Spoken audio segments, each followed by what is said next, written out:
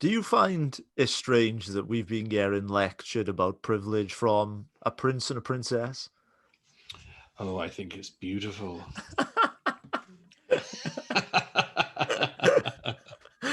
I mean, sometimes things just write themselves, don't they?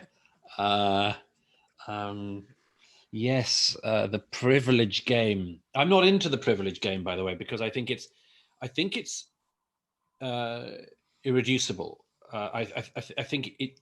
You can't ever finish the game. And can I explain why for a second? Please, please. Because first of all, it shifts all the time in our lives. I mean, you may say, for instance, some people would, that if you are rich, that you have privilege. Well, you do actually. I mean, you have a form of privilege. You have certain advantages over people who are poor, certainly over the very poor. Um, if you are very beautiful, you've got a lot of advantages over people who are really, really ugly, or just plain. I mean, you're going to have a lot of advantage in your life because of that. People are going to want to be near you more. You'll find it easier to find a mate and a partner, and much more. There are lots of things like that which you could point to, and you could say that's a privilege. But you never do know what other things in that person's life might be going on. Like, do people actually think that everyone who's beautiful is also wildly happy or well? Does everyone actually think that the rich don't suffer anything? And now the question then is, what's your hierarchy exactly here? Like, does a rich person with a drug problem and mental health issues ever meet a poor person who's mentally well and physically well? Like, no one knows, because you couldn't work that out. There is no way of working that out. What about day to day? What about somebody who seems to have every advantage in life and then crashes the whole damn thing? Are they privileged? Were they before? Are they after? And who has the time to work that out? I mean, we would have to be permanently asking each other how we were, to be answering each other completely honestly and frankly with up to the minute information. We don't have the time. We don't have the time to do that. Now, the result is we make certain sweeping generalizations.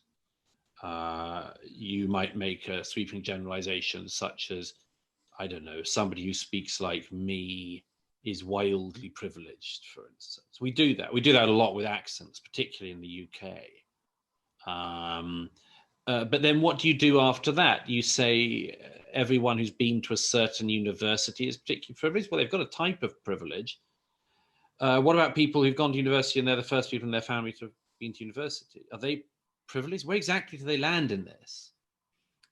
And so I think it's a really unpleasant game to play. And it's reductionist. It doesn't understand the complexity of us as people, or the variety of ways in which people go up and down in their own lives.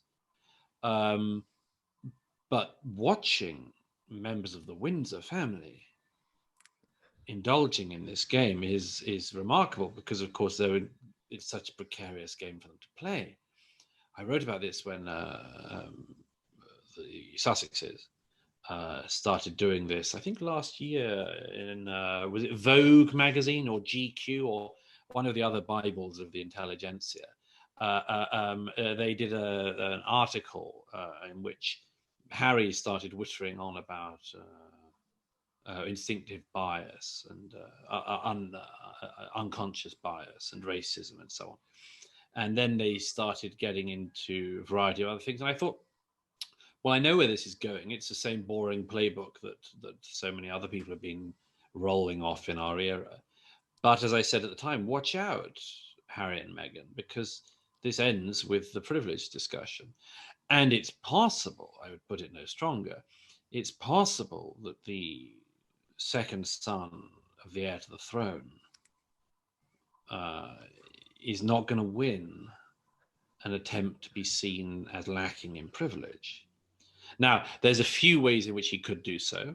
I mean, again, let's play this very unpleasant game that we're being encouraged to play.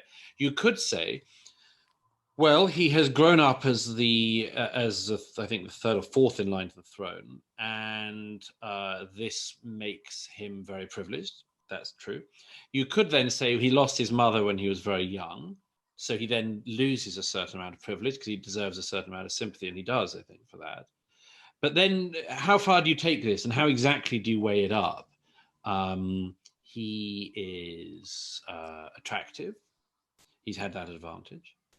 I suspect that if he looked less attractive than he did, he'd have found fewer women throwing themselves at him, had fewer sexual and marital opportunities. But even if he was very unattractive, he would have had the advantage of who he is, and a certain number of women would still have thrown themselves at him for the pleasure and privilege of becoming a princess. So this goes on and on. And when you start to talk in these terms, you realize just how impossible it is to weigh this whole thing up. If you can't do it with one person, and you can't with him, how the hell do you think you're going to do it across an entire society all the time?